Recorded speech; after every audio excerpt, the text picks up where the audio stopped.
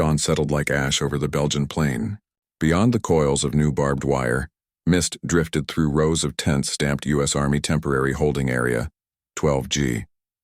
A convoy ground to a halt. Engines clicked as they cooled.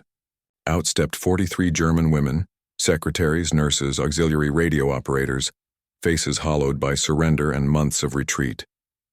Their boots sank into the thawing mud. The smell of diesel mixed with damp wool and smoke from field kitchens. From a nearby mess shed came laughter, children's laughter, high and unguarded. The women froze. Across the fence, French and Polish children, liberated from labor farms, sat at a long wooden table eating porridge from tin bowls. Milk dribbled down small chins. One boy offered his crust of bread to a girl beside him. The women stared as if watching a miracle. Tears began to fall soundlessly. Hands that had known only salutes now trembled against their mouths.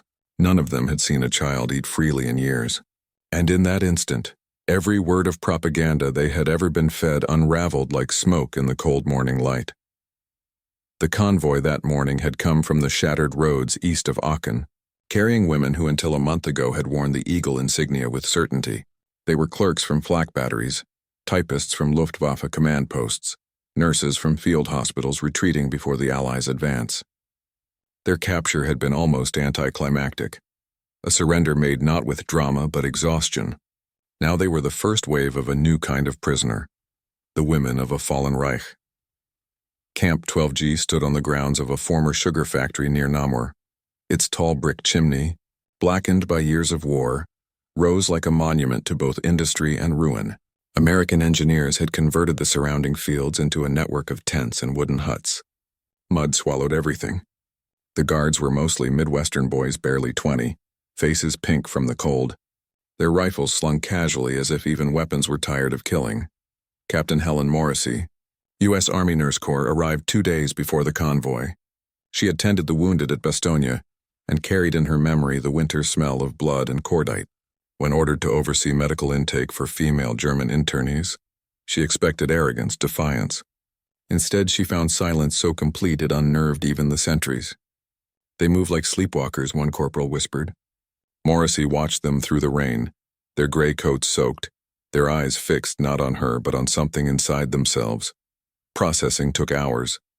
Names were recorded, possessions inventoried, combs, rosaries, faded snapshots of men in uniform.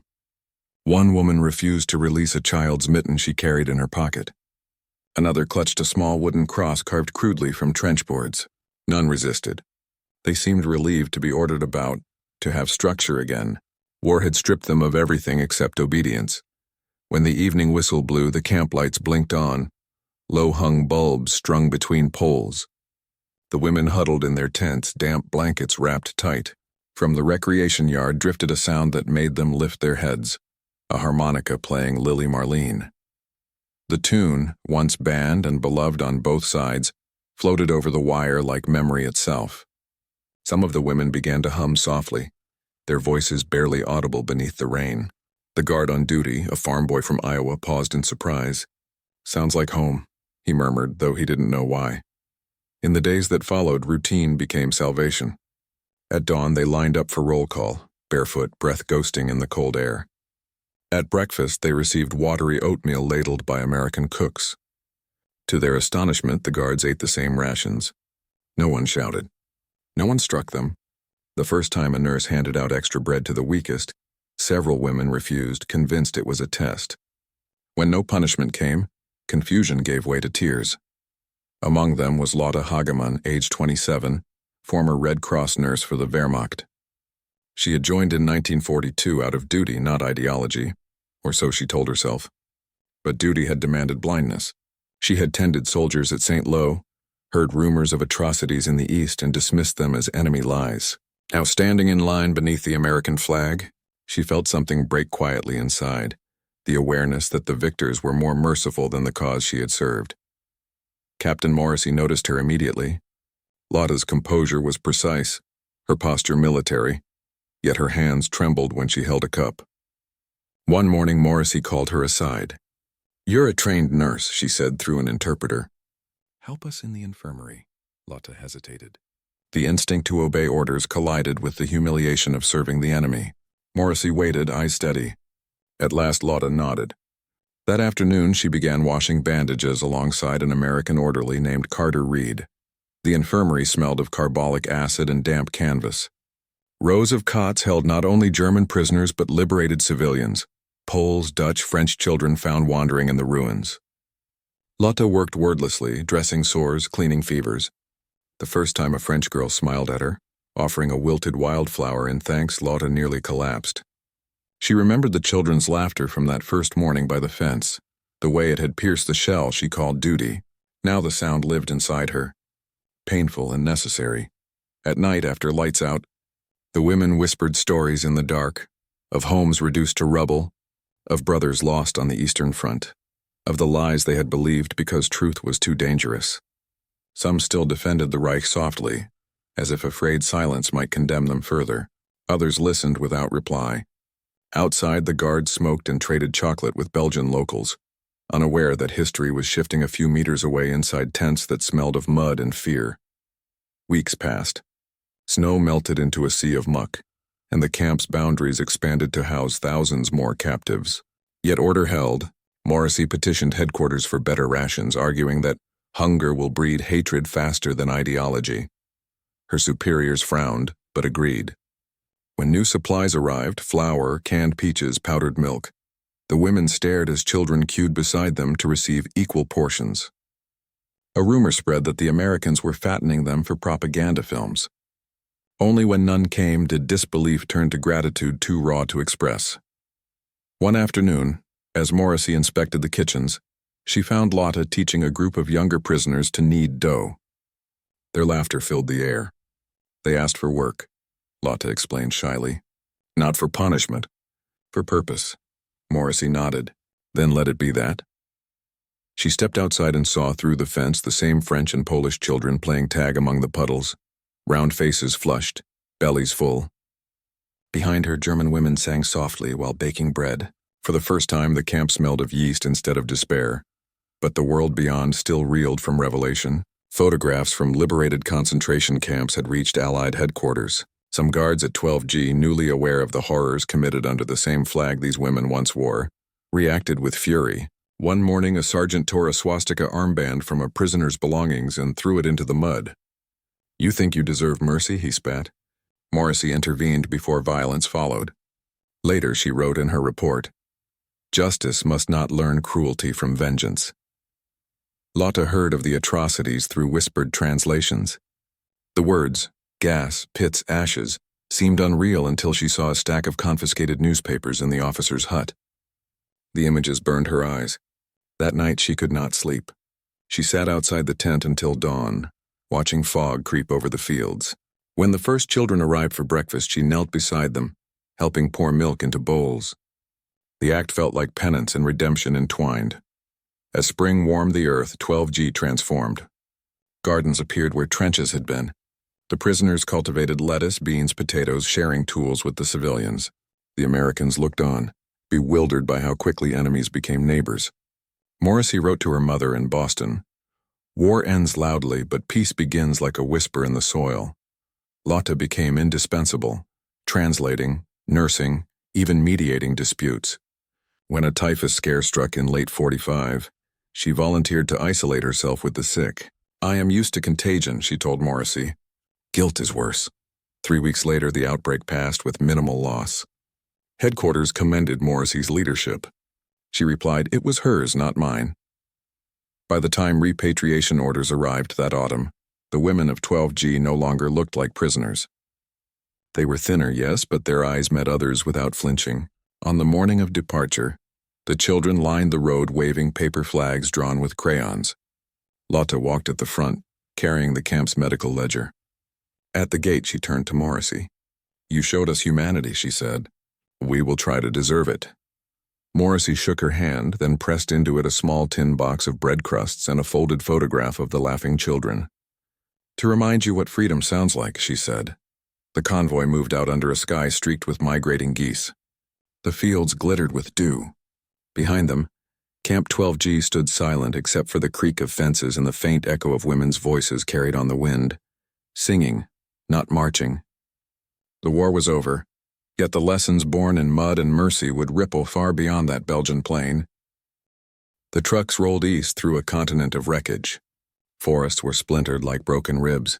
Towns lay hollowed by fire. On the second day, the German women no longer looked out the windows. Silence filled the convoy except for the groan of gears and the occasional crackle of distant demolition.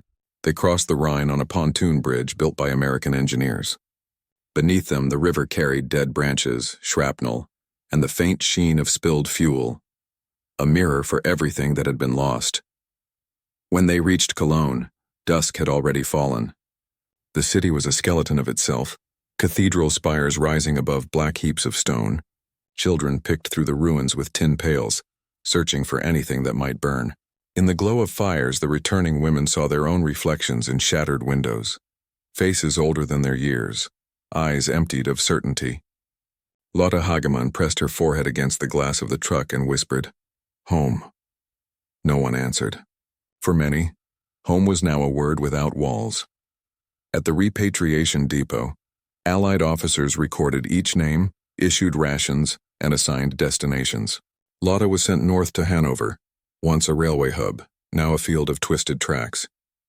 She traveled alone by freight car, the floor dusted with coal. At every stop, people appeared out of nowhere, thin figures clutching parcels begging for news or bread. The air smelled of smoke and unwashed humanity. When a child offered her a handful of crushed dandelions, she felt tears sting but did not let them fall. Hanover greeted her with wind and emptiness. The station clock had melted during the bombing and still pointed to 3:12, the hour the city had died.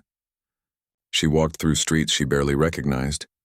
Her family home on Yorkstrasse was gone, replaced by a crater filled with rainwater. Neighbors she remembered were missing. Others avoided her gaze, ashamed or suspicious. The occupying British patrols moved quietly among them, efficient, polite, unreachable. Lotte found shelter in a makeshift dormitory set up in the basement of a half-ruined school.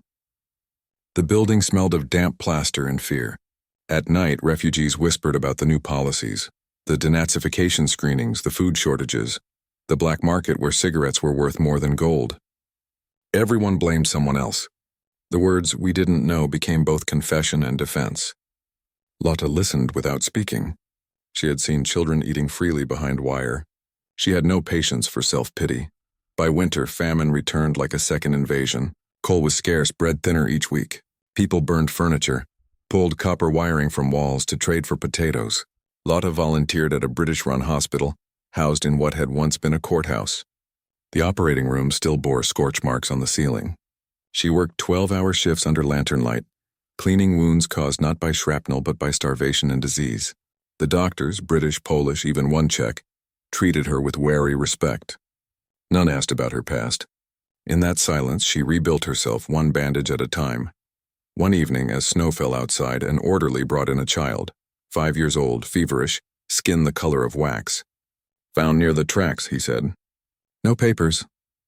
Lotte knelt beside the boy, brushed the matted hair from his forehead, and fed him broth spoon by spoon. When his eyes fluttered open, he whispered a single word, "Mama." She lied softly, "Yes." The boy survived. No one ever claimed him. She named him Lucas after a brother lost at Stalingrad and kept him close. In his laughter, faint but real, she heard the echo of that Belgian morning, the sound of innocence unafraid. Spring 1946 arrived with the smell of thaw and rot. Rubble flowers, purple weeds that grew from brick dust covered the ruins. Lotte walked with Lucas through the streets, teaching him to count chimneys as if they were stars. Yet peace was fragile. One afternoon, a crowd gathered near the marketplace. Allied soldiers were unloading sacks of flour for distribution. Women surged forward shouting, hands outstretched. Lotte recognized one of her former fellow prisoners, Elsa Brandt, struggling at the front. Someone accused her of collaboration with the occupiers. The accusation spread like fire. A stone flew, then another. The soldiers intervened too late. When it was over, Elsa lay bleeding in the mud, her bread scattered beside her. Lotte pushed through the crowd, knelt and tried to stop the blood. Elsa's eyes focused briefly. "You saw them feed the children," she whispered. "Tell them, we're not monsters." Then she died. That night, Lotte washed her hands until the skin cracked. She wrote a letter to Captain Morrissey, whose address she still carried on a scrap of envelope. You once told me peace begins like a whisper in the soil. Here the soil still screams. They say we deserve this hunger. Perhaps we do. But if mercy is only for the innocent, the world will stay at war forever. She never knew if the letter reached Boston. By autumn, Allied authorities began recruiting German women for relief and reconstruction work. Lotta joined a nursing convoy bound for the Ruhr, the industrial heart now hollowed by defeat. The landscape resembled the moon. Mines flooded, smokestacks twisted, entire districts buried under slag. Yet beneath the ruin, life stirred. Children scavenged coal dust in wheelbarrows. Women rebuilt brick by brick. Lotta set up a clinic inside a warehouse that once stored tank parts. Her patients came barefoot, carrying their pasts like invisible wounds. One day, a British officer inspecting the facility paused beside her desk. He watched as she comforted a malnourished woman, then said quietly, "You worked at Camp 12, didn't you?" Her hand froze. "Yes. I was stationed near Namur," he continued. They spoke of the German nurse who helped save the Polish children. "You should know, one of those girls lives in London now. She remembers you." Lotta looked away, throat tight. "Then something good survived," she murmured. Word of her efficiency spread. In 1947, the International Red Cross offered her a position as local coordinator. She accepted, wearing the same gray coat she'd worn as a prisoner, its seams mended with care. The emblem on her sleeve, red on white, felt like penance transformed into duty. Under her guidance, vaccination programs began across Lower Saxony. She walked miles each day through villages still pockmarked by shell holes, carrying medical kits and powdered milk tins. Everywhere she went, she saw the same stunned gratitude in mothers' faces, the same disbelief that help could come without demand. That winter, rumors reached them of trials in Nuremberg. The radio voice was cold and distant, listing names like a litany: Göring, Ribbentrop, Keitel. Some villagers spat in disgust. Others wept. Lotta listened in silence. Justice, she thought, was necessary, but mercy was harder. She remembered Morrissey's words again. Justice must not learn cruelty from vengeance. She repeated them to her nurses as instruction. "We will rebuild differently," she said, "with open hands, not clenched fists." In 1948, the currency reform transformed chaos into fragile order. Shops reopened, laughter returned hesitantly. Lucas was now 8, quick and curious, following Lotta on her rounds. He called her Mutti without shame, though he sometimes asked about his real mother. She was brave, Lotta would answer and leave it there. At night, they shared a single lamp and read aloud from donated English books. His favorite was The Little Prince. The story of a child searching for meaning in empty worlds resonated with them both. Still, ghosts lingered. Many men returning from captivity could not bear to see former Wehrmacht women in uniform again, even with the Red Cross. "Traitors," they muttered. Some night stones shattered clinic windows. Lotta refused to remove the emblem. "They must learn to look at compassion without flinching," she told her staff. One British officer offered her protection. She declined politely. "I'm safer than most," she said. "I remember what the other side looks like." By the early 1950s, Germany's miracle began. Not divine, but human. Factories roared again. Children grew fat on imported wheat, and the scars of bomb craters turned to gardens. Yet memory did not fade for Lotta. She still carried the photograph Morrissey had given her, creased at the corners, children laughing over porridge. Sometimes she showed it to new nurses, saying simply, "This is why we do not turn away." One evening, as the sun dipped behind the ruins of an old steel mill, a mail courier arrived with a foreign letter. The envelope bore an American stamp and handwriting she recognized instantly, though it trembled with age. Helen Morrissey. Inside was a short note: "I am retiring. I wanted you to know that the children you helped now have families of their own. They ask about you. The world forgets quickly, but not all hearts do. If you ever visit Boston, you have a home." Lotta sat for a long time, the letter open on her lap. She had no money for such a voyage, but the knowledge of being remembered traveled farther than ships ever could. She framed the letter beside the photograph. Together, they became her shrine to the day Mercy had returned to Earth. The next morning, she woke to find Lucas missing. Panic clawed at her chest until she discovered him by the riverbank, handing bread to 2 displaced children. "They were hungry," he said simply. Lotta knelt, heart pounding, and embraced him. "Never be afraid to share," she whispered. "That is how we stay human." He nodded solemnly. The cycle had begun again, not of war but of kindness. As years passed, the camp number 12G became a footnote in reports, its coordinates erased by new fields and roads. Yet somewhere deep inside, Lotta carried it still. The smell of yeast, the sound of laughter through fog, the moment she first realized that mercy could unmake everything she had been taught. When asked by younger colleagues where she learned her methods, she would smile faintly. "In captivity," she would answer. That was where freedom began. The rain had a softer sound by 1952, more like memory than weather. Lotta Hagemann stood on the platform at Hamburg Harbor, her coat pulled tight against the wind, a small suitcase at her feet. In her hands she held a single document, the permit from the Allied Reconciliation Exchange Program, stamped with both the Red Cross emblem and an American eagle. After 7 years of correspondence, after the letter from Boston that had traveled like sunlight through the gray, she was finally going west, not as a prisoner this time, but as a guest. The ship that waited for her, the SS America, rose from the mist like a city on the water. Dockworkers shouted in multiple tongues, gulls circled, and somewhere a brass band played a fractured version of Lily Marlene. Lotta smiled at the irony. The song had outlived empires. She looked down at Lucas, now 12, dressed in a too large wool coat. "Are you afraid?" she asked. "Only of forgetting," he said. She squeezed his hand. "Then we will remember together." The voyage took 8 days across the Atlantic. The ocean was vast, a gray plain that shifted constantly. On deck, American soldiers returning home from European duty smoked cigarettes and told jokes that barely hid their fatigue. Refugees stood apart, silent, watching the horizon as if unsure it would hold. Lotta spent hours writing in a notebook, her handwriting precise, describing clouds, faces, the strange kindness of the ship's crew. She noted how every meal, bread, butter, jam, was served without ration or fear. "Freedom," she wrote, "tastes like abundance measured in crumbs." On the 5th night, the sea turned violent. Waves slammed the hull, the deck pitched, people prayed. Lucas clung to her arm as wind screamed through the rigging. In the dim light of the cabin, Lotta thought of another storm years before. Guns instead of thunder, fire instead of rain, and whispered a prayer to both oceans, the one she crossed now and the one she had survived then. By morning, the sea was calm again. Salt crusted on the railings like frost, and the horizon glowed with sunrise. "See," she told Lucas, "even anger passes." When the Statue of Liberty appeared through fog, murmurs rippled across the deck. Some wept openly. Others stared, uncertain whether to believe. For Lotta, the sight was both invitation and accusation. Freedom had a face, and it was watching her. At the port of New York, she and Lucas disembarked into a world of color she could scarcely process. Neon signs, yellow taxis, shop windows overflowing with things no one truly needed. The noise was a living creature. For days afterward, she dreamed of silence and mud.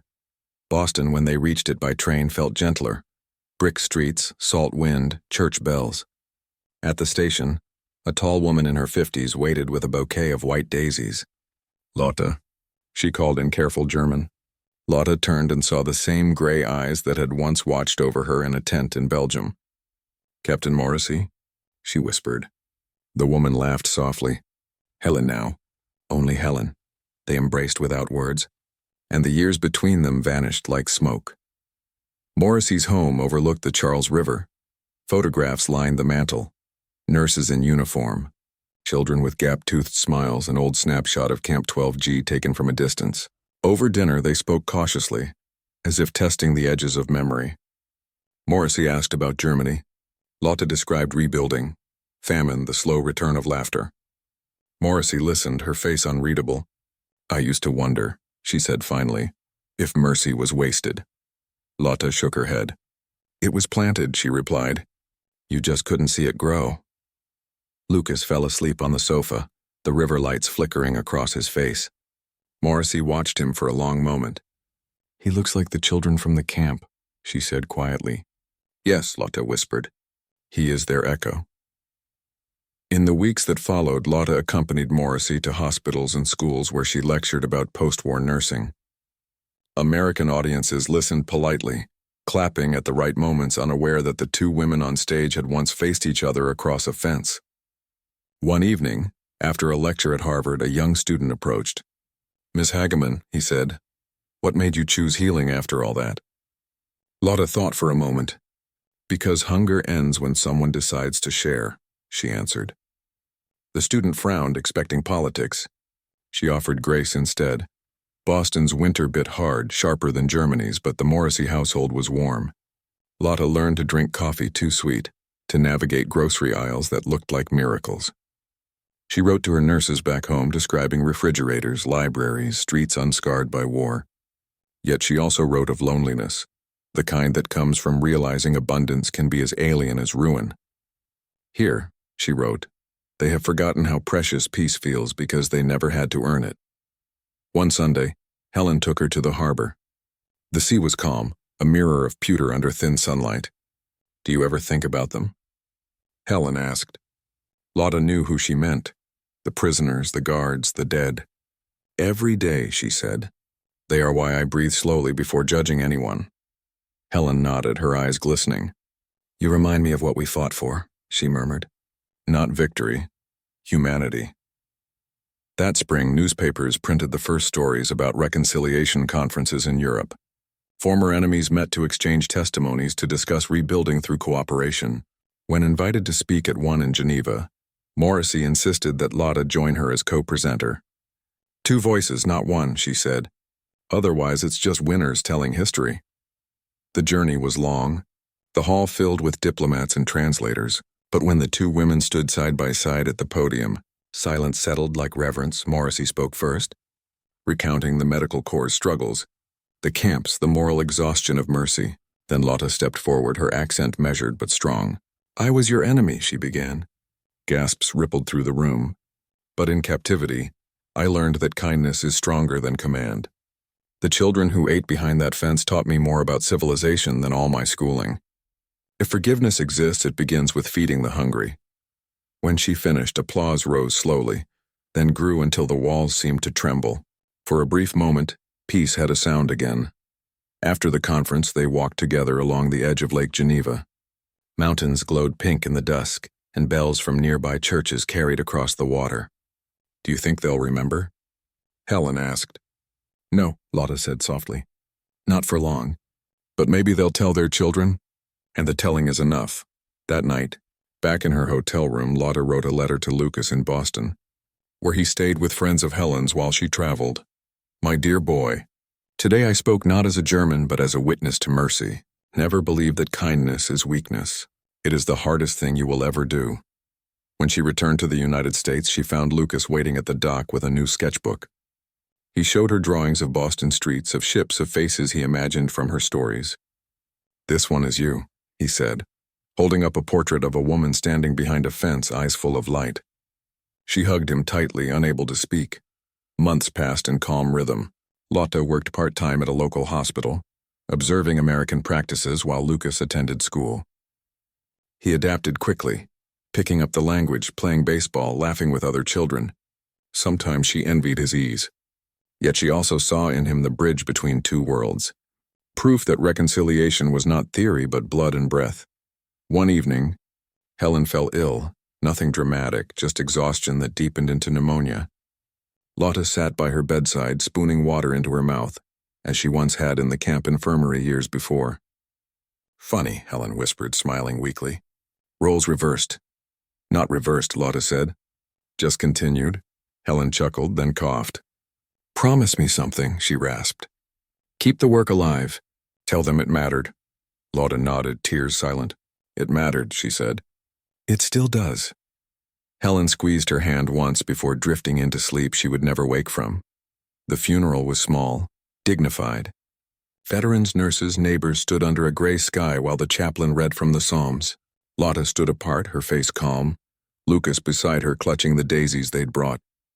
As the coffin lowered, wind off the harbor carried the faint scent of salt. She closed her eyes and whispered the same words she had spoken at the gate of Camp 12G. "You showed us humanity." Afterward, she found herself adrift in a world suddenly too large. Helen's relatives offered her a position managing the late nurses' archives. sorting decades of letters and reports. Among the papers, she discovered carbon copies of her own correspondence from the camp. Morrissey had saved them all, even the one describing the first morning when the German women wept at the sight of children eating freely.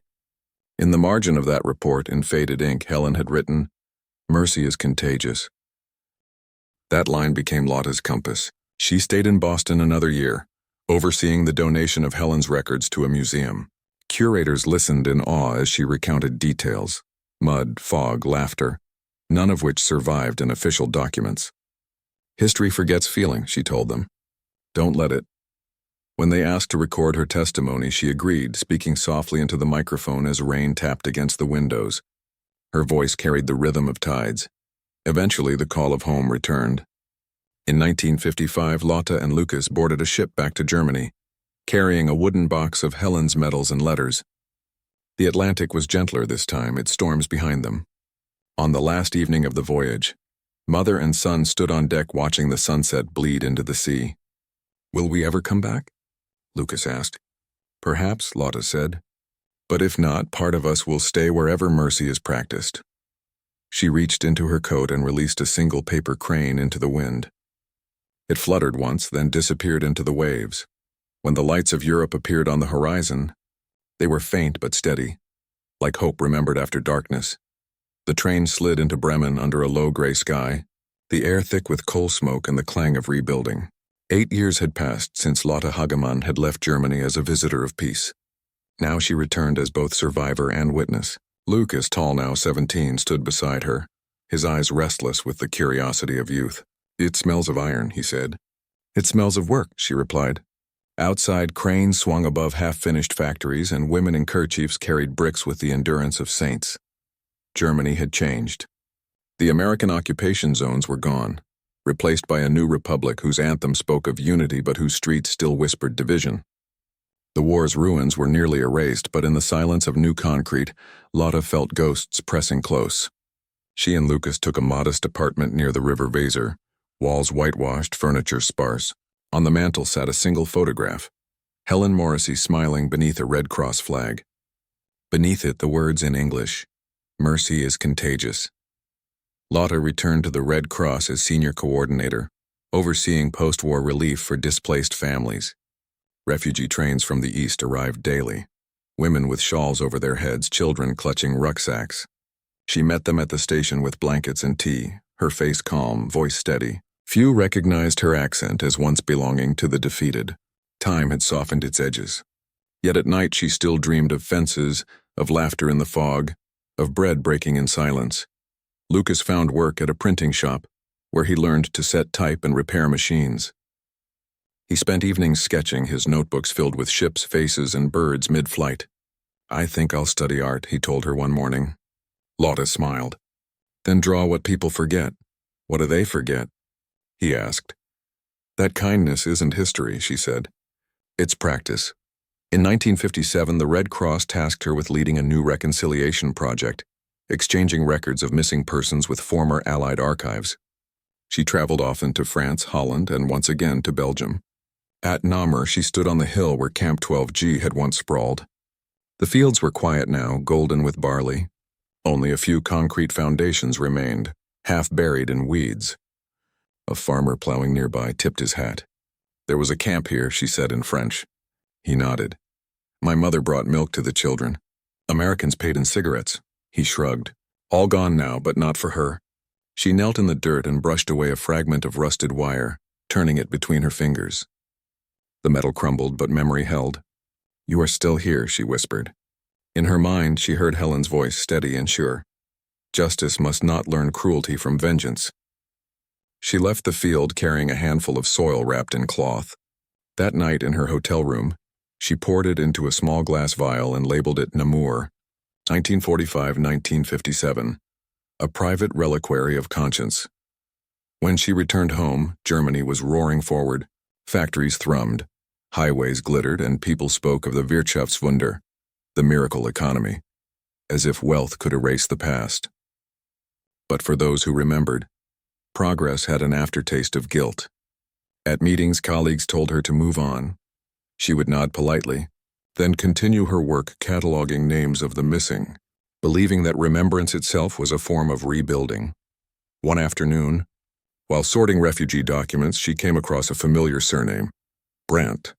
Elsa, the woman who had died in Hanover's bread riot. Next to it, written in blue ink, was a note: survived. Relocated to Munich, 1949. Lotta froze. Impossible. She reread the file, her hands trembling. The death she had carried as a wound for a decade had been false. The next week, she took leave and boarded a southbound train. Munich shimmered with new wealth, cafes, laughter, American cars. She found Elsa living in a small flat above a tailor shop, gray-haired but unmistakable. The two women stared at each other for a long moment before embracing. "You thought I was dead," Elsa said.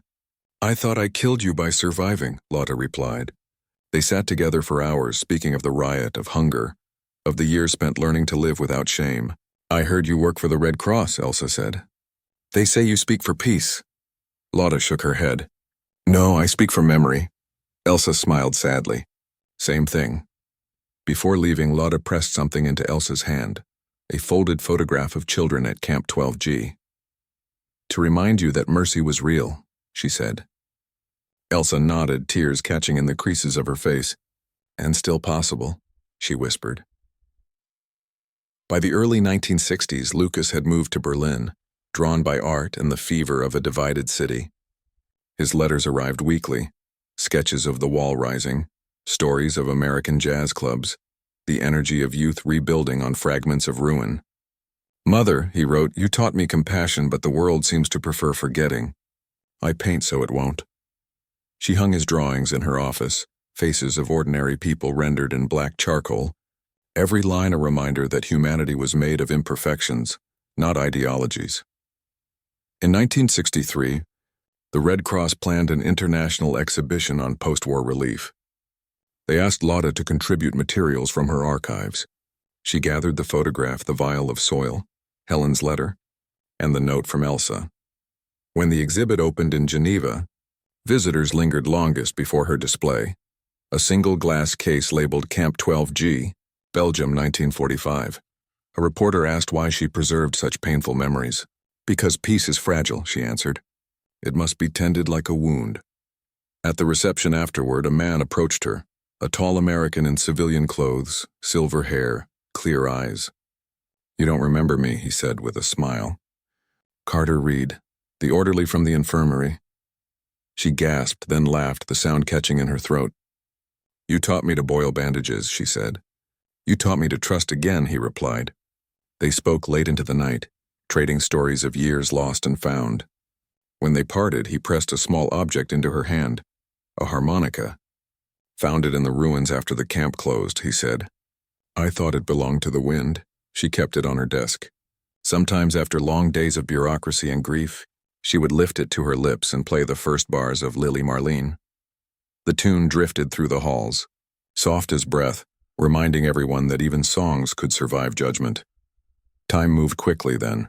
The 1970s came with new wars on television, new camps, new headlines repeating old mistakes.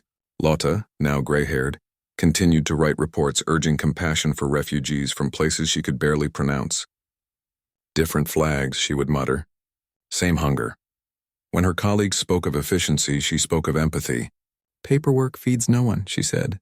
"Only hands do." In 1975, a museum in Hanover invited her to contribute oral testimony for a documentary on the city's recovery. The interviewer, young and polite, asked if she felt proud of her country's progress. She hesitated, then answered, "Pride is a word that tastes of ashes." "I prefer gratitude," he frowned. "Gratitude for what?" She looked into the camera. "For those who refused to hate us when we gave them every reason to." When the film aired months later, viewers wrote letters to the station, saying her words had moved them more than speeches by politicians. A teacher from Bonn sent a note. "My students folded paper cranes after seeing you on television. They asked why kindness makes grown men uncomfortable." Lotta smiled, reading it. "Because it asked them to be brave in a different way," she murmured. By 1978, her health began to falter. The long hours, the travel, the endless remembering took their toll. Lucas returned from Berlin, now a painter of some renown. His work hung in small galleries, portraits of survivors, each gaze meeting the viewer unflinchingly. "You taught me to see faces," he told her. "You taught me to keep looking," she replied. Together they spent evenings by the river, the harmonica's notes mingling with the city's hum. One night, as the sun dipped below the horizon, she asked, "Do you think the world learns?" Lucas considered. "I think it forgets, then remembers, then forgets again. But sometimes memory sticks in one person, one story." She nodded. "Then we have done enough." Winter came early that year. Snow fell thick over Bremen, muffling the streets. In December, Lotta wrote her final letter to the Red Cross headquarters. "After decades of war and rebuilding, I have learned that compassion must be organized as deliberately as cruelty once was. It cannot depend on chance or mood. It must be taught, recorded, practiced. If you continue that work, then all of us who lived between hunger and mercy will not have died in vain." She signed it simply, Lotta Hagemann, former prisoner, nurse, witness. A week later she passed away quietly in her sleep, the harmonica beside her, the vial of Belgian soil resting on her nightstand. At her funeral, colleagues and students gathered under bare trees. Lucas placed the photograph of Helen Morrissey atop the casket and whispered, "She kept the promise." Snowflakes clung to his coat, melting like small blessings. When the coffin lowered, the harmonica slipped from his pocket and landed softly on the wood with a hollow note, the last breath of a long forgiveness. Years later, historians would trace the quiet revolutions of mercy that followed in her wake. Refugee programs, medical exchanges, the emphasis on humanitarian neutrality. None would know how it began, in a Belgian field where women wept at the sight of children eating without fear. But Lucas knew. He carried the memory in every painting and every line of charcoal that captured the softness of survival. Through his art, she remained a quiet figure standing behind wire, eyes full of unyielding gentleness, the kind that could rebuild a world. The museum was quiet, its marble floors echoing softly with each step. It was 1995, 50 years since the guns had fallen silent, and the world was preparing to commemorate victory again. Banners, parades, documentaries full of heroism.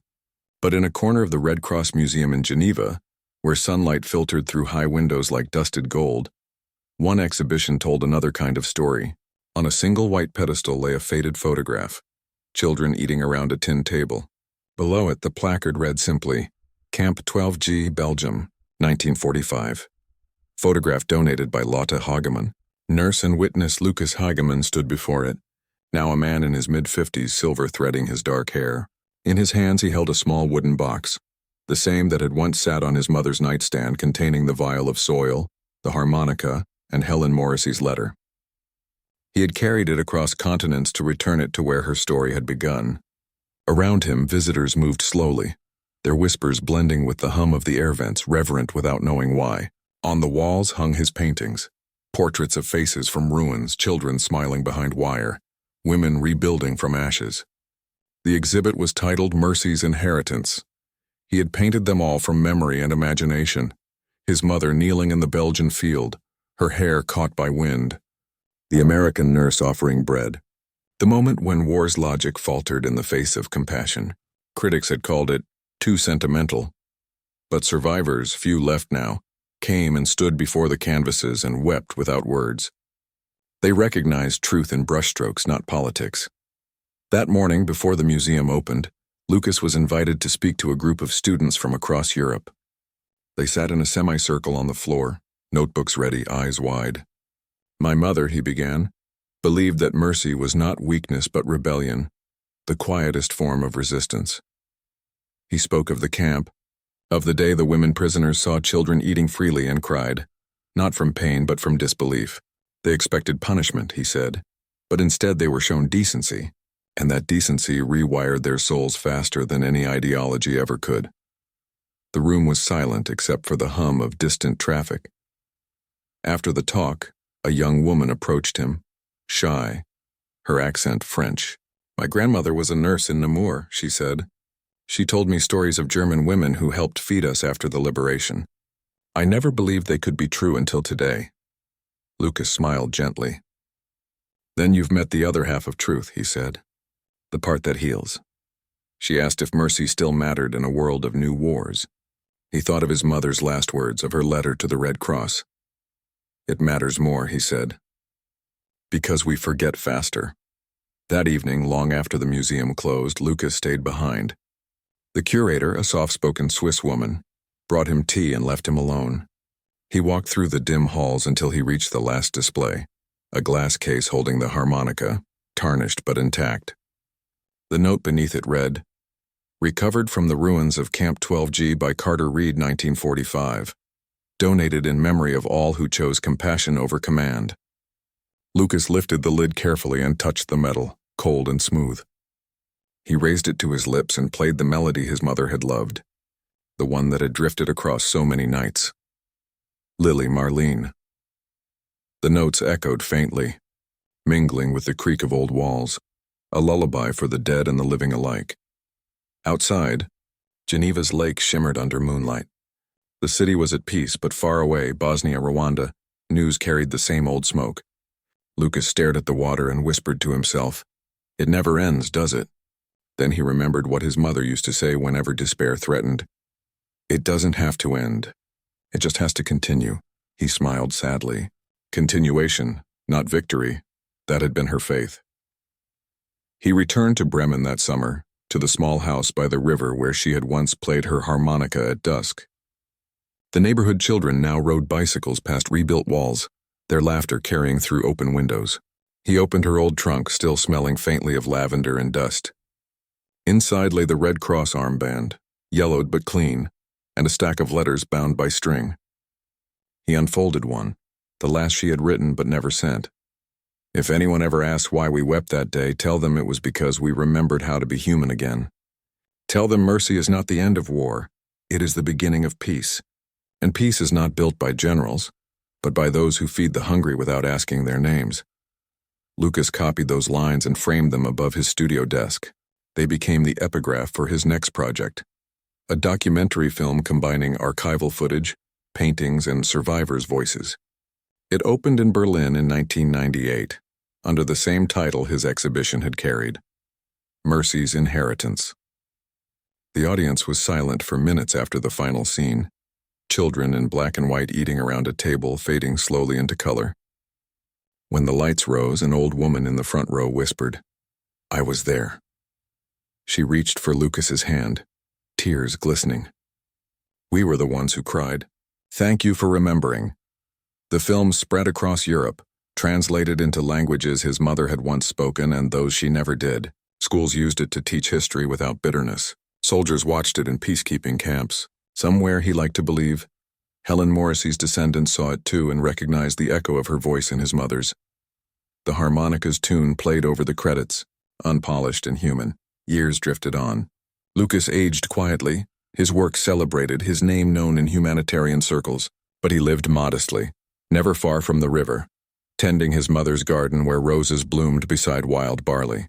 Each May, on the anniversary of her passing, he scattered a pinch of Belgian soil into the water. "Still here," he would whisper. "Still working." In the evenings, he painted until the light faded, portraits of nurses, refugees, unknown faces. Every canvas bore the same hidden signature in its lower corner, LH for Lotta. In 2010, the Bremen History Institute hosted a retrospective on post-war humanitarian movements. Lucas attended as an honored guest, though frail now, his steps slow. Among the displays was a section devoted to women of compassion. There, beneath a glass case, rested his mother's Red Cross emblem, her photograph beside Helen's. The curator asked if he wanted to add a statement for the exhibit. He thought for a long moment, then wrote in neat script, "Mercy is the only inheritance worth leaving. My mother received it in captivity and gave it to the world. It survives every flag." When the exhibition opened, visitors paused before that plaque longer than any other. Some took photographs. Others simply stood, eyes wet, as if the air itself carried the memory of a quiet rebellion against cruelty. On the last evening of his life, Lucas sat by the window of his home, watching the same river that had once reflected his mother's silhouette. The harmonica lay on the table, the metal worn smooth from decades of touch. He lifted it, played a few uncertain notes, and smiled. The sound faltered but did not fail. Outside, children's laughter echoed across the water. The next generation, unburdened yet shaped by unseen kindness. He closed his eyes and whispered, "Continue." In the morning, the neighbors found him seated by the window, peaceful, sunlight spilling over his hands. Beside him lay an envelope addressed to the International Red Cross. Inside was a short letter. For the archives. The harmonica belonged to a camp where mercy triumphed over vengeance.